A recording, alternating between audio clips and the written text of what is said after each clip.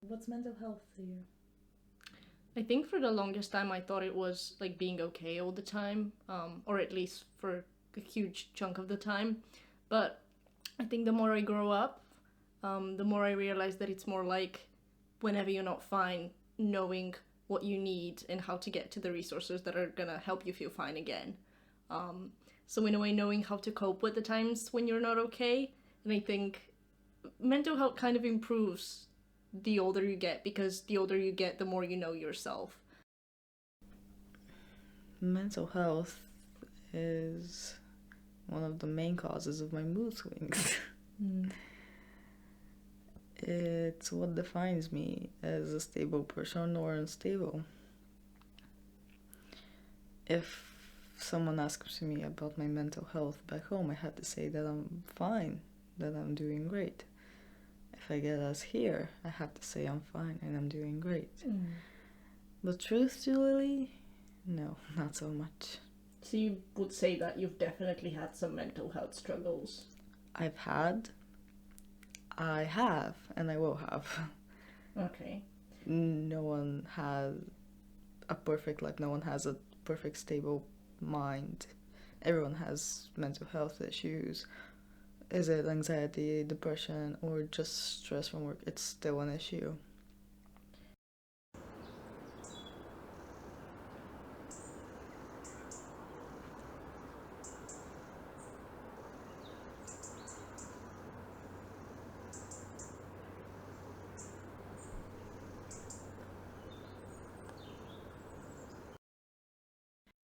Do you have any techniques that Like you do? coping mechanisms for Yeah. when I'm not okay. I think it depends on the cause of the mental health decline really. Um, for the past 1 maybe 2 years, I know a lot of people have had patches of feeling not motivated at all to do whatever they're doing, and struggle with finding a routine and sticking to it. And I think that's a huge reason for mental health decline, or at least it has been for me. One thing I've known for myself is to have an outlet. Even if it's anger, sadness, I have to have an outlet as means to get it out of my system. I filled up my time so I don't think about the problem. That's what I did. And like that helped me like this year as well when I had the tough experience that basically I filled up my time with so much work and so much studying and projects that I basically didn't have time to think about the problem. That was sort of my way of coping with it. Have you struggled with mental health? With those emotions? Um, yeah, I had sometimes very low, um, like, I'm not sure how to express it, but most of my times when I think I have problem with my mental health was struggling talking with my mother, or things which had happened because we never had proper conversations and never had this connection mother and child, and it was very hard for me to talk to her. Most of the time she even beated me sometimes, so um, the problem in everything, for my parents scandals, for that I'm not the child they expected because my mother and father was divorced, and I realized that everyone was trying to use me and to make me believe that the other person is bad or only their words are the truth. And now, when I'm far away from everything, I feel more relieved because of the stress and this pressure. So, yeah.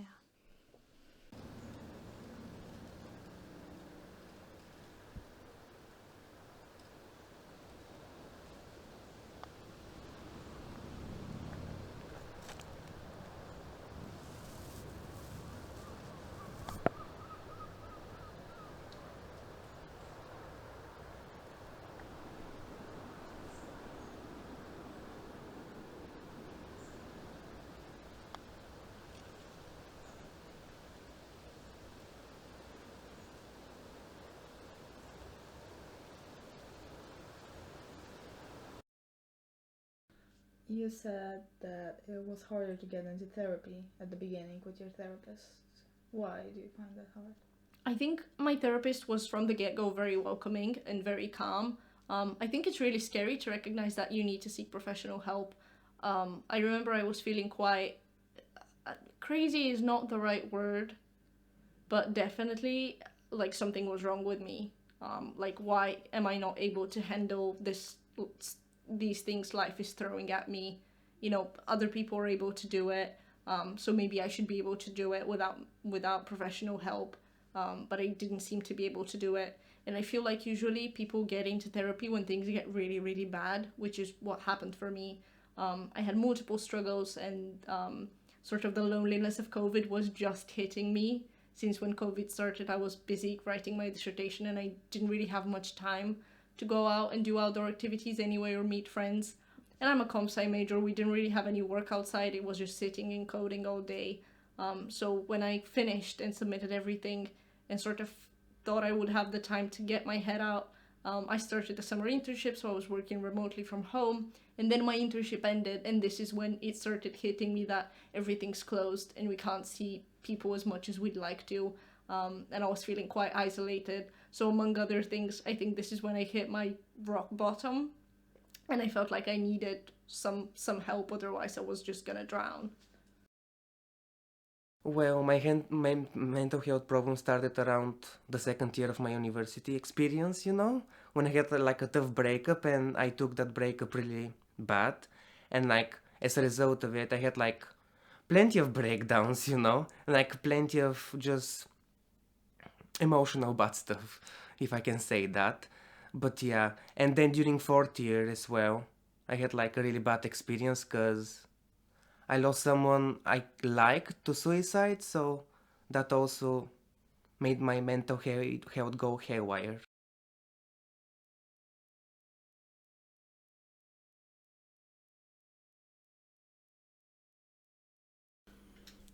So have you picked up any new coping mechanisms or any strategies of dealing with mental health as we've gone through the whole COVID situation?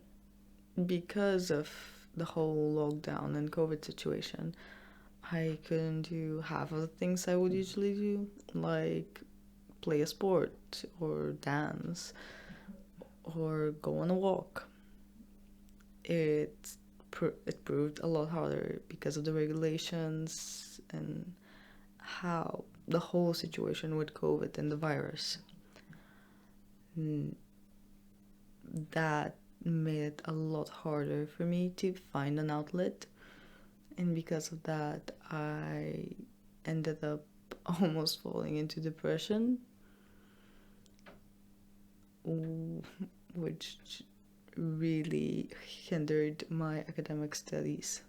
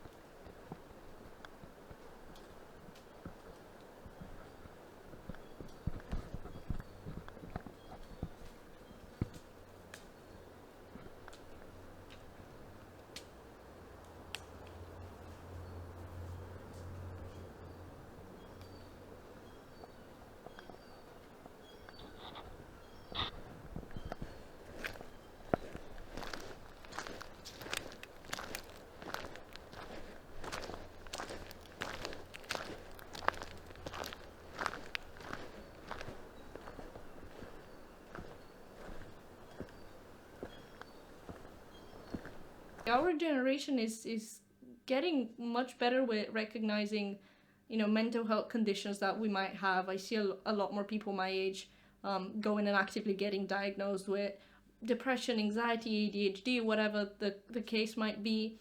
And from many people, even though I'm personally not diagnosed with anything, I've heard that it's really clarifying to hear your diagnosis and to know how to treat it.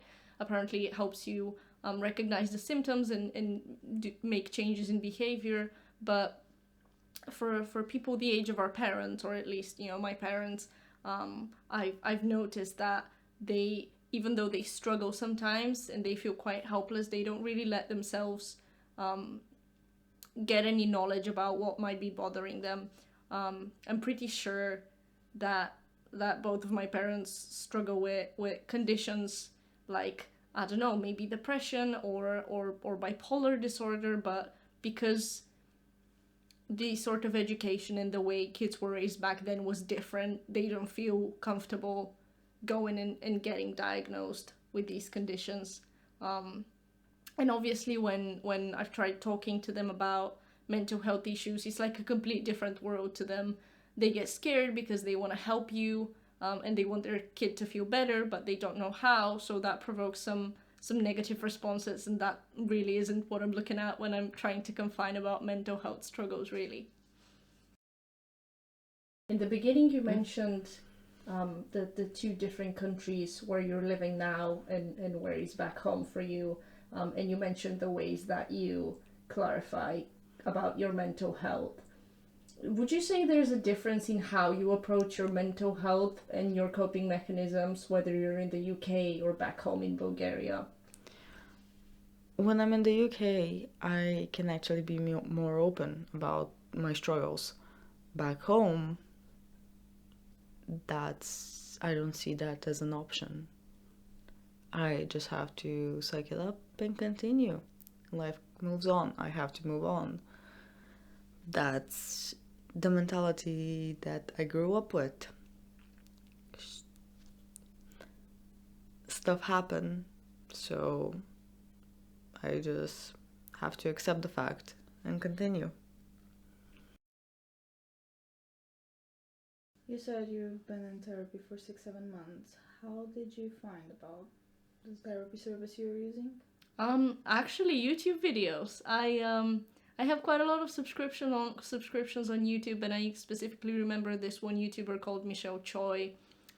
She was talking about the therapy service that I'm currently using, and I think she was struggling with similar things like I did when it comes to therapy. Obviously, it's a very stigmatized industry, and to need therapy is seen like kind of madness or craziness, I think. And it took me a while to be able to freely talk about therapy and to be proud about going to therapy and the way it's helping me. But I heard about my therapy service from a YouTube video from a girl who seemingly had a lot of the sort of doubts about getting into therapy as I did. And I'd heard about people using that therapy service before, but I guess I wasn't completely sold out until I felt like I was gonna fall apart if I don't get any kind of professional help. She helped me not only understand my own emotion and from where they're coming from, but also helped me to realize how I can actually do that by myself without help of someone else, and how I can get to the bottom of to the bottom of the problem without needing a specialist or to talk with someone immediately, but just to think for myself, take a break, clear my head out of everything, and then go over it from a new perspective. So it sounds like therapy's giving you the ability to notice generational patterns and cultivate new ways to deal with emotions and untangling them. That's great. It is, really, it is. It also helps me understand other people's emotions and how to help them whenever I can and whenever they want me to.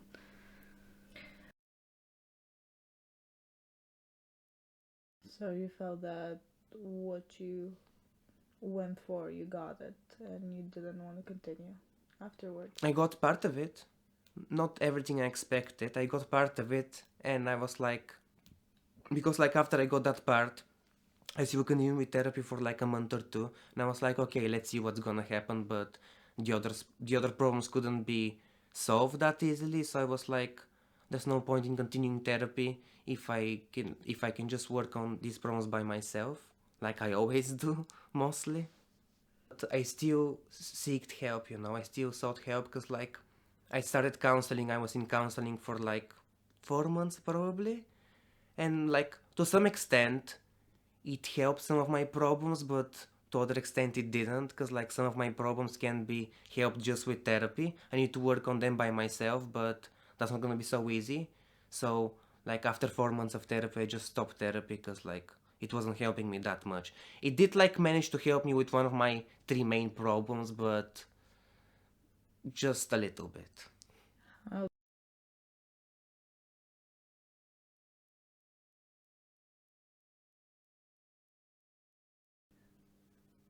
You said you go at the beginning. You went on walks when you felt that you weren't okay mentally. Yeah, during my high school years, quite a lot. I happened to go to a boarding school. It was a very small town. We didn't even have any traffic lights, is what I usually use for comparison when I talk about the town I sort of grew up in high school. And there was lots of greenery everywhere, which is what I think mainly helped. I really enjoy spending time in nature, and forest walks really power me through the day. And it was really one of the few resources that I could use when I had a day when I was feeling down. Just going around walking, even if it's sunny, even if it's raining, the weather really doesn't matter. You're just putting one foot in front of the other, and you're touching the grass and touching the trees. And I think it helps you get out of this stagnant headspace that you might be in. You're breathing fresh air. It's like your mind kind of clears up and you start thinking new thoughts. And then you go back in and it's like you have a new perspective.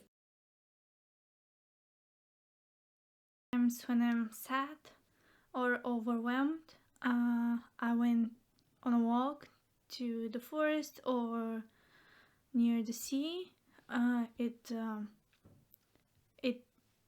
It is almost like when you're alone in the nature, the overwhelming feeling goes away, and you feel more refreshed, released, and you can feel it. So I think it has a very big influence to our emotional and mental health.